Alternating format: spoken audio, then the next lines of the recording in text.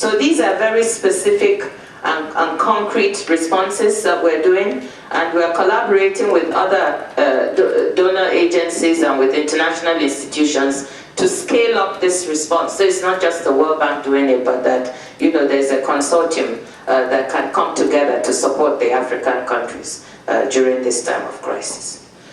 So I think to sustain all of this is the importance of maintaining the right policies. So that brings me and circles me back to one of the key points I made in the beginning.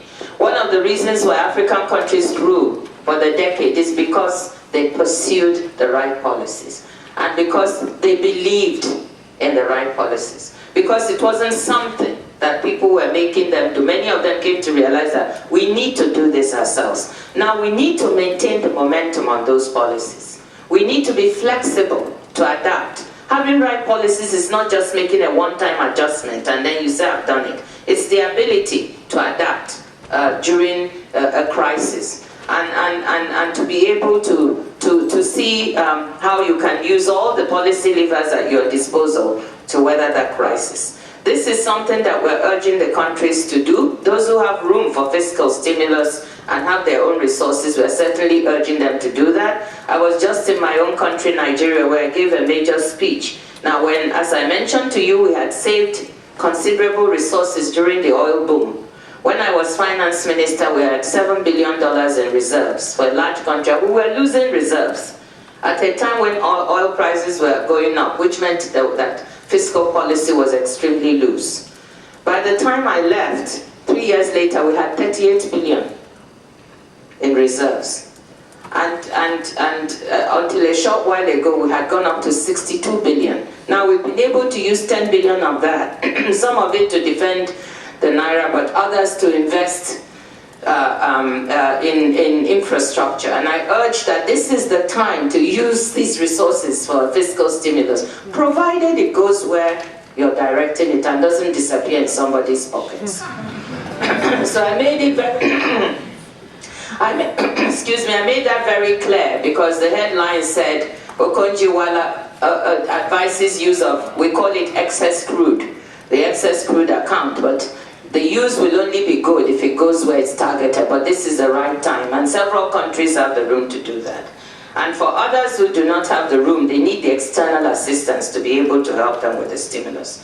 I think that with a combination of good policies, the support from external assistance, not just aid, but also private sector coming in, like I said, each has a role to play, we will be able to weather this crisis. Now the big question mark is, what do these countries do next week? Will the G20 come out urging the support that is needed to help these countries weather?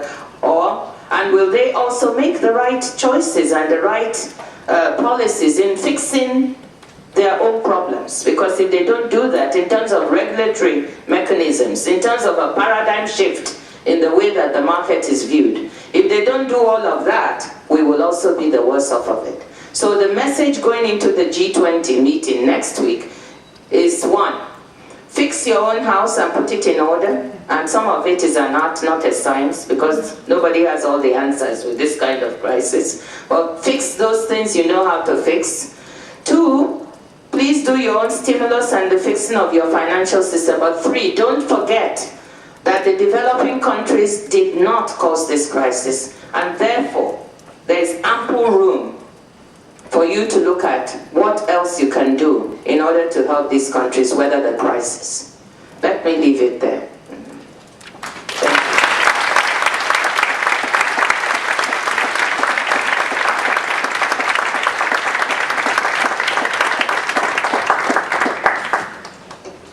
Thank you very much, Dr. Okonjo-Iweala. We'll now open the floor for questions, which will be moderated by the Director of the Institute of African Studies, Dr. Mamadou Diop. And we only have time for a few questions because we wanted to round it up around 3 p.m. So please keep your questions brief, and there's a button next to the microphone in front of you, which you'll need to utilize before your questions.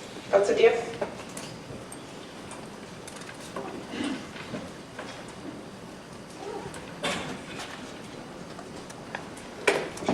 Thank you, and thank you very much for a very stimulating and powerful presentation.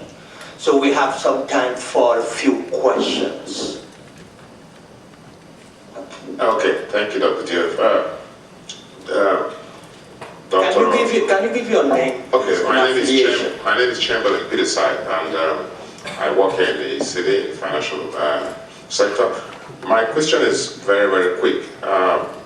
Of course, I must applaud your effort in helping build the reserve, so-called excess crude account. However, that's creating a little bit of controversy right now because it was actually built up in violation of the Constitution. Okay, some state governors happen to say, you know, that whole fund ought to have been shared based on the Constitution, but it wasn't. So what is your take on, number one, the impact in terms of, you know, due process or the constitutional requirements that truly the requirements that indicated that those funds should have been shared, but it wasn't shared. On one hand, it's good because the country built up a good reserve. On the other hand, you know, how does that impact governance? Thank you. Thank you. I will take 3 questions and come back to you. Hi, my name is Ife Segwe, PhD candidate at Fordham University. Let me say that I'm a big fan of yours, but also today you are here advocating for, I guess, aid for developing countries. However, I'd like your take on a new book by a Zambian economist, Moyo, who in essence says that aid is irrelevant. Thank you. Further question. Thank you, Dr. Iweala, first of all, for your leadership, because looking at this crisis from a global perspective, especially with concern for Africa, is new. And so thank you. I'm a Liberian and I appreciate what you have done. Secondly, the question, the G20, how do you see the United States' role under the new Obama administration with respects to the leadership role it can and should play at the G20? Thank you.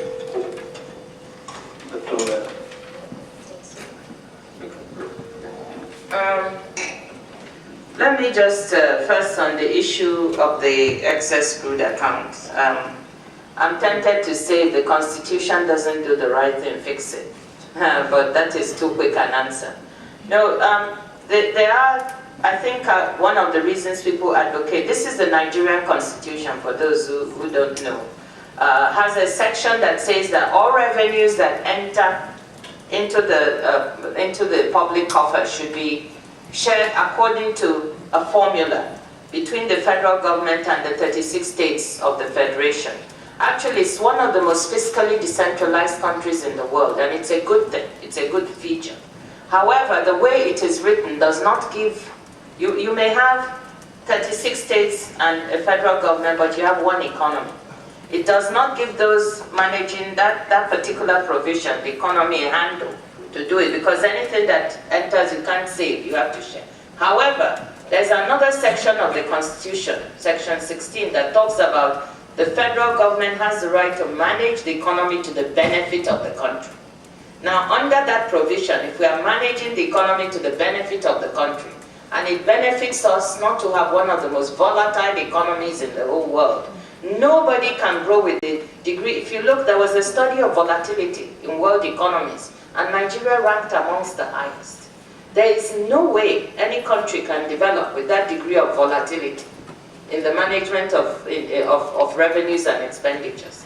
So under that provision, that was the provision we used as a cover to save those resources. However, because the state governors don't want to hear about that, they make a lot of noise about that section that says, yes, revenues should be shared. But I think, you know, we have a fiscal decentralization bill that we patterned after the Brazilian one that also gives the cover to try and do this.